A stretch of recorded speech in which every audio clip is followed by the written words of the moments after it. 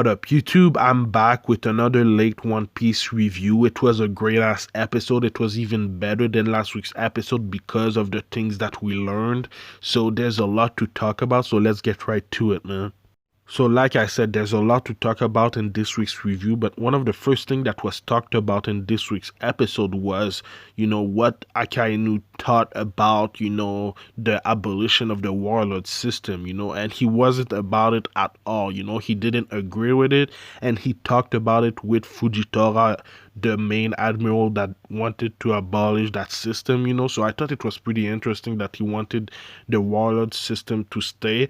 And one of the reason I think he wanted that is because it's a big thing, it's a big power in this world, and now it's out of balance and everything. So maybe another power is gonna raise because of the abolition of the warlord system or something like that. So I thought that was pretty interesting. And I thought that the points that Fujitora was saying about him not being weak and him not knowing what the warlord system has done to this world was also really interesting, so I really like that discussion between them two at the beginning of the episode. So now that there's no warlord system anymore, they needed to create a new division in the Navy, and that division is called the Special Science Group, the SSG. So that division is obviously doing what the warlords were supposed to do before, go after the Yonkos, go after conflicts, and repair that conflicts or anything like that. So they have that on their hands right now, and I don't know if they're really prepared for all the conflicts that they have to repair or anything like that. So that's going to be interesting to see if if they will tell us in the story if they have trouble with that, because there's no warlord system anymore, so they can't really rely on those pirates, so that's going to be interesting to see. Now, the things that we learned in this week's episode was mostly told by Sengoku. Obviously, he's the predecessor to Akainu, so he told us a lot of things. He told us about the Rocks Pirate. This is a pirate group that was really violent, and at some point, these pirates had this captain called Captain Rocks, and then some of the members was Whitebeard, Big Mom, and Kaido, which obviously now they're known as Yonkos. Obviously, Whitebeard is dead right now, but he was part of the Yonkos, so three of the Yonkos were part of that pirate groups, so they were part of the same pirate groups, which is crazy. But I'm thinking that at that point when they were all together, they weren't as strong as they are now, or as Whitebeard was, a few years ago in the anime. So that's kind of crazy still that they were all together. There was also that other dude that was part of their pirate group. I think his name is Shiki the Golden Lion. I think he was a villain in one of the One Piece movies. And they also told his story in some of the episodes of One Piece, so it's been a while. But he was also part of that pirate group, which is crazy because he was also really, really strong. So the fact that they were all together in the same group, when they were younger, before they hit their prime, I guess, is still pretty crazy. We saw some of their silhouettes, we saw Whitebeard, young Whitebeard, we saw Kaido, and we also saw Big Mom, and Big Mom looks slimmed as hell, she isn't as big as she is right now, or as she was when she was a kid. So that was kind of interesting to see. But another thing that we learned during the episode is that Kaido was only an apprentice pirate on this crew, so that's kind of crazy because right now he's one of the strongest people in the world. So the fact that on that pirate group he was only, an apprentice is amazing, that just shows us how strong he got since. So I really like that part of the episode, just telling us that these guys were all together, even though they hated each other, and that's why, we don't know much about them, because they didn't gloat about their achievement because they hated each other, so that's the reason why they're not that well known in the world. But it was kind of still crazy to learn. Sengoku also told us that 38 years ago there was a battle between Garp and the Navy versus the Rocks Pirate, and that's how Garp's legend really started, So that's pretty cool that we learned that in this week's episode.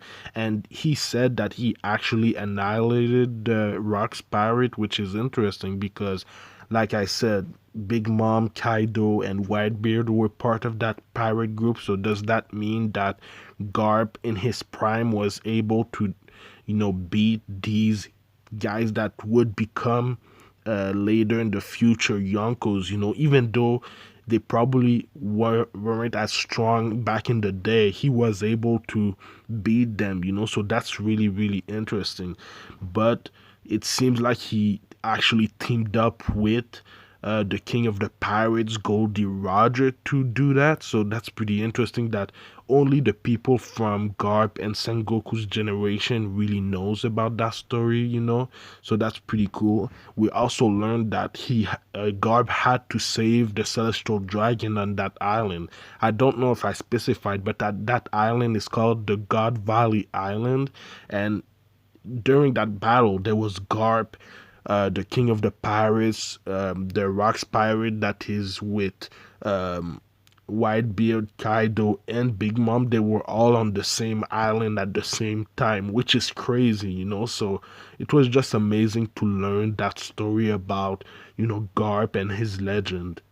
So yeah, Garp actually had to save the celestial dragons in that incident, So that's interesting because like Sengoku said in the episode, Garp actually despises the celestial dragons because of all their wrongdoing that they're doing in the world, like slavering and everything that they're doing. We've seen a lot of things that they've done and we know that they're not good people, So that's one of the reasons why he doesn't talk about that incident, is because he doesn't like the celestial dragons, and it's also one of the reasons why he didn't want to become an admiral, because if he became an admiral, he would become their subordinate, he would have to do anything that they ask.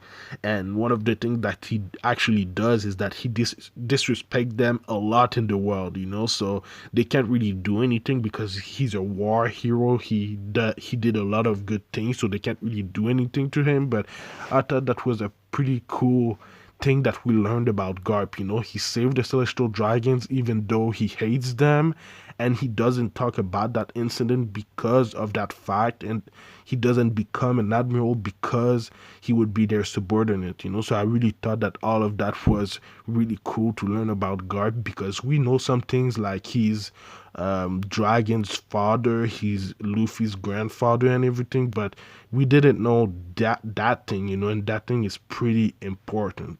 But yeah, the name of that incident is called the God Valley incident, and the reason why it's called like that is because it happened on the God Valley Island, so it's obvious and it makes sense. One of the things that we also learned is that island actually disappeared for a reason, and one of the reason is probably the world government, because they wanted that island to disappear. They didn't want that event to be known by the world, I'm guessing. So maybe they made it disappear in a way. I don't know how, but it's interesting that the world government may have that much power with them, So it vanished. I don't know if we'll know why and how in the future, but I'm guessing that Oda has a lot of things that he'll tell us, in the future of the series, So I just can't wait.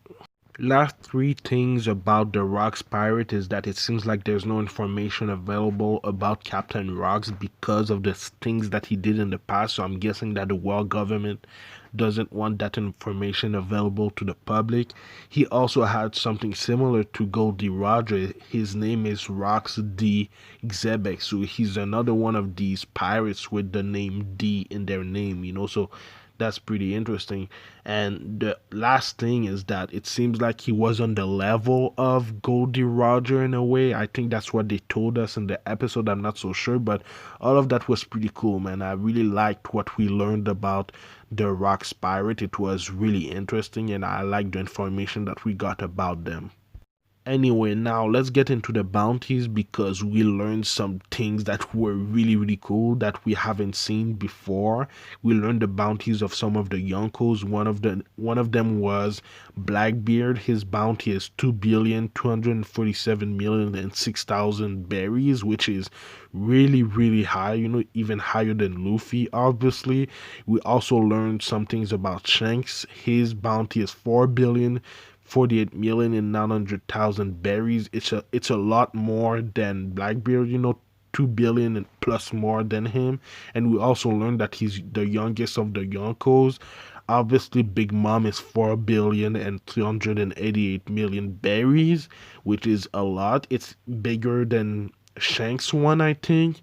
And the last one of the Yonkos right now that we learned is obviously Kaido. His bounty is 4,611,100,000 berries, which is a lot. It's the Yonkos. Obviously, their bounties are gonna be the biggest one that we've seen so far. I'm not sure that we'll see bigger ones in the future, but they're really, really big bounties. We also learned some bounties of some previous legends, like Whitebeard. His bounty was 5,046,000,000 berries, which is even more than Big Mom and Kaido's and even Shanks. So he was the top of the top, and then there was also the bounty of Goldie Roger, which was 5,564,000,000 and 800,000 berries. So these two were the top of the crop. There's nobody that has surpassed them.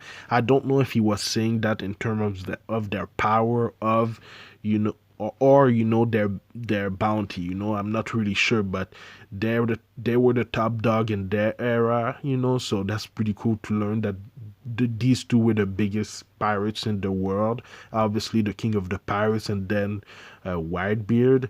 But it seems like because Big Mom and Kaido have joined forces, their bounty is gonna go up. So maybe it's gonna surpass their bounties at some point. I'm not really sure, but it's definitely going to go up. Something that Sengoku told Akainu is that they need to know about the past so that they can be prepared about what's going to happen in the future. And the reason he's saying that is because right now Kaido and Big Mom are in Wano Kuni and they created an alliance, and it seems like a lot of things happen in the world because of what happens in Wano Kuni. And he's saying that it's not a coincidence. He said that the pirates that disturbs the world gets involved with Wano, and I don't think it's a coincidence either. So it's gonna be interesting to see what they're gonna do about what's going on in Wano Kuni, because they're not part of the world government. So I really don't know what they can do. We also learned that Kuzuki Oden, Momonosuke, and Princess Hiyori's father, obviously the leader of the land of Wano 20 years ago, was part of the Whitebeard pirates. He was one of the commanders, so we already know that Kozuki Oden was also part of the Goldie Roger pirates. So that's kind of interesting that he was part of these two group of pirates. But yeah, man, it was a really, really good episode. We learned a lot of things. One of the last things that we saw at the end of the episode was Goldie Roger and his ship, which is interesting. I don't know why they showed him, but I thought it was pretty interesting. Maybe he's still alive, I don't know. But the title of the episode was Garp versus Roger, which we didn't really see Garp versus Roger. They told us that they actually worked together to end the Rock's pirate or something like that. So I'm wondering why they called the title of the episode like that. But yeah, man, let me know what you thought about this week's episode in the comments down below. Let me know what you think is gonna happen next. I do One Piece reviews every Saturday, so subscribe for that. But I also do other anime related things like Boruto Naruto Next Generation reviews on Sunday mornings.